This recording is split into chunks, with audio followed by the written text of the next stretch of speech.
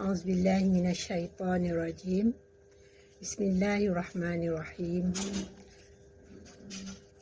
Alhamdulillahirabbil alamin. Wassalatu wassalamu ala asyrafil anbiya'i wal mursalin wa ala alihi wa ashabihi ajma'in. Assalamualaikum warahmatullahi wabarakatuh. Alhamdulillah, syukur kita kepada Allah Subhanahu wa taala. Dengan izinnya kita dapat bersama-sama lagi dalam program Kultum, kuliah 7 minit, pusingan yang kedua. Kali ini saya memilih tajuk sifat berlemah lembut. Firman Allah Subhanahu wa taala dalam surah Ali Imran ayat 159, mafhumnya, maka dengan sebab rahmat daripada Allah, engkau telah bersikap lemah lembut kepada mereka. Dan kalaulah engkau bersikap kasar, lagi keras hati, tentulah mereka lari dari kelilingmu. Oleh itu, maafkanlah mereka dan pohon ampunlah bagi mereka. Dan juga bermesyuaratlah dengan mereka dalam urusan itu. Kemudian apabila engkau telah berazam, maka bertawakallah. Sesungguhnya Allah mengasihi orang-orang yang bertawakal kepadanya. Imam Muslim juga banyak meriwayatkan hadis berkenaan sifat lemah lembut. Dalam hadis bilangan 2593 berbunyi, "Wahai Aisyah, sesungguhnya Allah itu maha lembut dan mencintai kelembutan. Allah memberi kepada kelembutan hal-hal yang tidak diberikan kepada kekerasan dan sifat-sifat yang lain." Dalam hadis yang ke-2594 pula, Imam Muslim meriwayatkan, sungguh segala sesuatu yang dihiasi kelembutan akan nampak indah. Sebaliknya, tanpa kelembutan, segala sesuatu akan nampak jelek.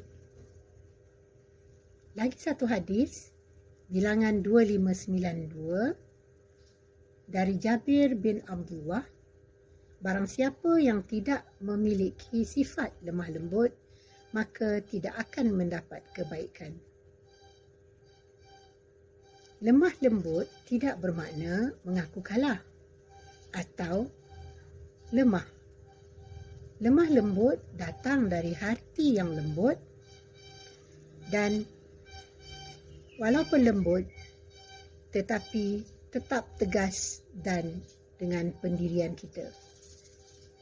Dengan kata lain, kita tidak membiarkan hati kita menjadi keras dan mati sebelum kita benar-benar mati. Dalam riwayat, Saidina Umar radhiyallahu anhu telah dikisahkan ialah seorang yang sangat tegas dan garang, tetapi hatinya sangat lembut. Pernah suatu ketika di dalam rondaannya, beliau terserempak dengan seorang wanita yang sedang merebus seketul batu menggantikan makanan kerana anak-anaknya sedang menangis. Kerana ketiadaan makanan, maka perempuan itu terpaksa mencari batu dan merebusnya untuk menenangkan, berpura-pura memasak sesuatu sehinggalah anaknya tertidur. Apabila Umar melihat keadaan itu, ia merasa sangat takut kepada Allah Subhanahu wa taala bahawa ia telah berlaku zalim terhadap rakyatnya. Maka dengan bergegas ia kembali ke Baitul Mal untuk mengambil makanan dan memikulnya di atas bahunya.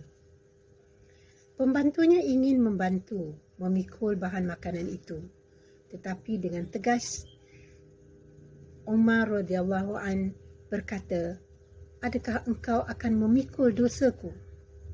Maka terdiamlah pembantu itu. Begitulah hebatnya perwatakan Umar.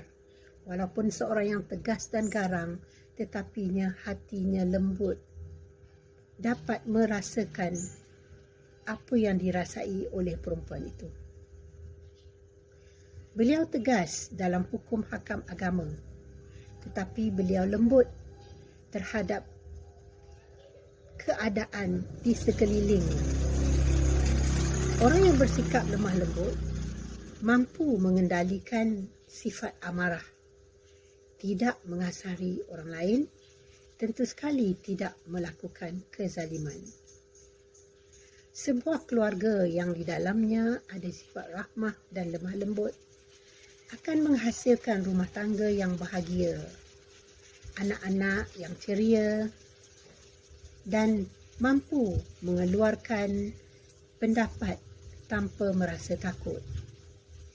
Seorang da'i yang lemah lembut akan dapat menarik mad'unya dengan sifat kelembutan, tindak tanduk dan perbicaraannya. Tidak mengherdik, apatah lagi mencela. Sebuah kelas yang gurunya lemah lembut akan membuatkan anak-anak muridnya menyukai gurunya, minat untuk belajar, mudah untuk mendengar kata dan mengikut arahan gurunya. Ibnu Abbas meriwayatkan Rasulullah SAW pernah berkata kepada Al-Ashjid, "Kamu mempunyai dua sifat yang membuat Allah Subhanahu Wa Taala dan Rasulnya suka, iaitu lemah lembut dan murah hati." Riwayat Muslim. Oleh itu, marilah kita tanamkan sifat lemah lembut ke dalam diri kita. Sama-samalah kita memohon kepada Allah Subhanahu Wa Taala agar membantu kita mengawal nafsu amarah dalam menghadapi karenah dunia yang sangat mencabar ini.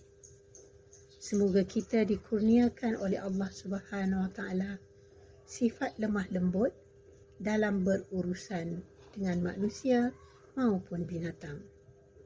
Semoga kita dijauhi sifat kasar dan keras hati. Semoga kita mudah memaafkan orang lain. Itu sahaja buat kali ini. Sekian. Wabillahi taufiq wal hidayah. Wassalamualaikum warahmatullahi wabarakatuh.